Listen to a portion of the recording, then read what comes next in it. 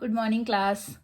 अभी आपकी वीडियोस जो स्टार्ट हो रही हैं, ये वीडियोस आपकी हैं शॉर्ट वीडियोस, ताकि आप इनको देख करके आपका सिलेबस जो है एक तरह से समराइज वे में इसमें मैंने वीडियोस बनाने की कोशिश की है। तो इसी सीरीज़ में सबसे पहला चैप्टर है आपका हिस्ट्री का, the rise of nationalism in Europe. तो आप इन चैप्टर्स की वीडियो जो है वो एग्ज़ाम डेज में भी देख सकते हो।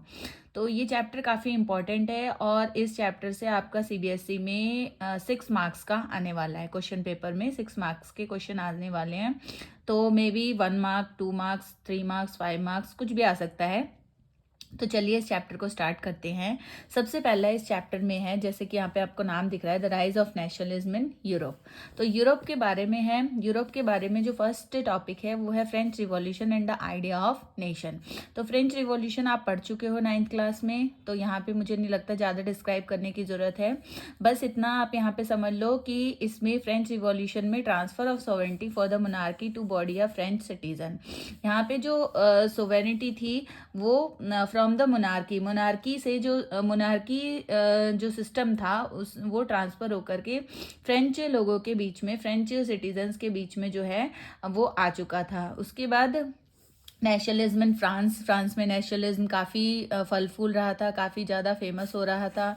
इसके बाद destruction of democracy and rival of monarchy with Napoleon arrival. लेकिन जब नेपोलियन आया तो नेपोलियन ने क्या किया, डेमोक्रेसी को पूरी तरह से ख़त्म कर दिया। और ख़त्म करने के बाद वो फिर से एक बार दोबारा से वो मोनार्की को लेके आया। और इसी सीरीज़ में नेपोलियन का कोड जो है वो काफ़ी फेमस है कि नेपोलियन के कोड या नेपोलियन रूल हम कह सकते हैं। तो नेपोलियन रूल जो है बच्चों, वो देखो एग्जाम में ज़रूर आता है, इसको भी आपको समझना बहुत ज़रूरी है। नेपोलियनी कोड को हम 1804 कोड भी कहते हैं। इसमें क्या था कि नेपोलियन ने सबसे पहले मोनार्की को वापस लेके आया, एडमिनिस्ट्रेटिव रिफॉर्म्स किए उसने। उसके बाद प्रिविलेजेस बेस्ड ऑन बर्थ जो था उसको उसने हटाया, कि जिन लोगों को बाय बर्थ राइट्स मिले हुए थे उन सबको उसने हटा दिया था। उसके बाद इक्वालिटी दी लोगों को, राइट टू प्रॉपर्टी का राइट दिया। उसके बाद फीडल सिस्टम को पूरी तरह से ख़त्म कर दिया। जो पीजेंट्स वगैरह फीडल सिस्टम के अंडर में काम करते थे उसको पूरी तरह से ख़त्म कर दिया। गिल्ड रिस्ट्रिक्शंस जो लगी हुई थी टाउन्स में वो सब ख़त्म कर दी। ट्रांसपोर्ट कम्युनिकेशन के सिस्टम्स को इम्प्रूव किया। उसके बाद वेट और मीज़र के वो नए नए लॉज जो है वो लेके आया था। तो ये सब आपका है नेपोलियनी कोड में। तो नेपोलियनी कोड को अच्छे से देख के जाना। उसके बाद आता है सेकंड टॉपिक है the making of nationalism in Europe.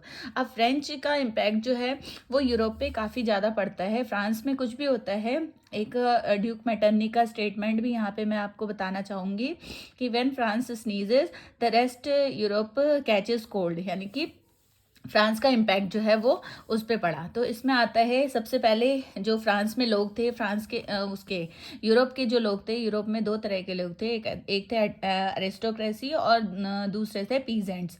तो यहाँ पे जो मिडिल क्लास था, मिडिल क्लास वो सामने आया। पहले मिडिल क्लास में ज़्यादातर बिजनेसमैन थे, इंडस्ट्रियलिस्ट थे, पढ़े लिखे लोग थे। तो इस टाइप के मिडिल क्लास, जैसे आपने फ्रेंच रिवॉल्यूशन में पढ़ा था, तो सेम उसी प्रोसेस से यहाँ पे भी मिडिल क्लास सामने आया। मिडिल क्लास जो थे वो लिबरल लोग थे और लिबरल लोगों ने मूवमेंट जो है वो स्टार्ट किया। लेकिन यहाँ पे क्या हुआ कि जो नेपोलियन था, नेपोलियन को 4 बिग पावर्स ने हराया था, ऑस्ट्रिया, प्रूशिया, रशिया और ब्रिटेन। इन चारों ने मिलकर के फिर एक ट्रीटी साइन की थी जिसका नाम था ट्रीटी ऑफ वीना 1815 में ट्रीटी ऑफ वीना साइन की गई थी। और इस ट्रीटी ऑफ वीना के अकॉर्डिंग जो थे, दोबारा से जो यूरोप था वहाँ पे फिर से कंजर्वेटिव्स जो है वो आ गए थे। अब यहाँ पे आता है एज ऑफ रिवॉल्यूशन 1830 और 1830 से 1848 के बीच का टाइम।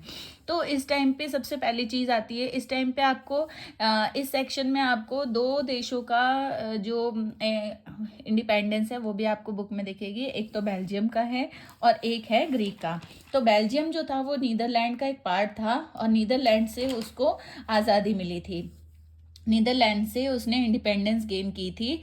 इसके बाद ग्रीक जो था, ग्रीक टर्किश ओटोमन एम्पायर का पार्ट था। और टर्किश ओटोमन एम्पायर से जो लोग ग्रीक कल्चर के सपोर्ट करते थे उन लोगों के साथ, उन लोगों का फेवर करके 1832 में ग्रीस जो था उसको इंडिपेंडेंस मिली with the sign of treaty of Constantinople. तो इस ट्रीटी का नाम याद रखना, हो सकता है 1 मार्क में आ जाए।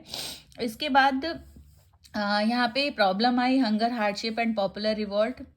हंगर हार्डशिप जो है ये काफ़ी कुछ फैलने लगा। नॉर्मल सी चीज़ें, जब रिवॉल्यूशन होगा तो ये सब चीज़ें तो फैलेंगी। इसके बाद नेक्स्ट टॉपिक आपका आता है making of Germany, Italy and Britain. ये बहुत बहुत इंपॉर्टेंट टॉपिक है, वेरी वेरी इंपॉर्टेंट टॉपिक है बच्चों। इन तीनों में से कोई ना कोई जरूर आता है एग्जाम में।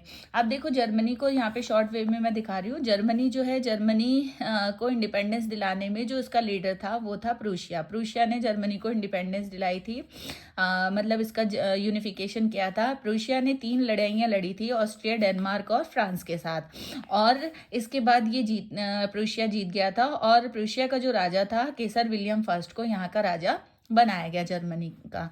ऐसे ही इटली की बात करें तो इटली जो है वो 7 पार्ट में डिवाइडेड था, जिसमें ऑस्ट्रिया और स्पेन का अधिकार था, कुछ पार्ट में पोप का अधिकार था, और बहुत ही छोटा सा स्मॉल सा पार्ट था जहाँ पे इटालियन प्रिंसली लोग जो थे वो रहते थे। तो यहाँ पे इसका जो लीडर था वो था गुजुप्सी मैजिनी। गुजुप्सी मैजिनी ने गुजुप्सी मैजिनी हो गया, उसके बाद काउंट कैवियर हो गया, गरीबल्दी हो गया।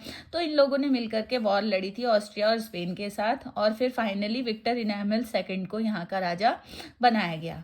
इसके बाद ब्रिटेन की बात करें तो ब्रिटेन जो है वो मल्टी कल्चर डायनेस्टिक एम्पायर था। यहाँ पे कोई लड़ाई झगड़ा नहीं हुआ था जर्मनी और इटली की तरह। तो यहाँ पे क्या था, यहाँ पे ब्रिटेन जो था इंग्लैंड, स्कॉटलैंड और आयरलैंड, इन 3 पार्ट में बटा हुआ था, और ये अपनी कल्चर, अपनी लैंग्वेज के बेसिस पे डिवाइड था। जिसमें ब्रिटेन जो था वो काफ़ी पावरफुल था। तो ब्रिटेन के पार्लियामेंट में एक एक्ट ऑफ यूनियन पास किया गया 1707 में, जिसमें स्कॉटलैंड को जो है, इंग्लैंड और स्कॉटलैंड ये दोनों मिल करके आप क्या बन गया, यूके बन गया, यूनाइटेड किंगडम बन गया।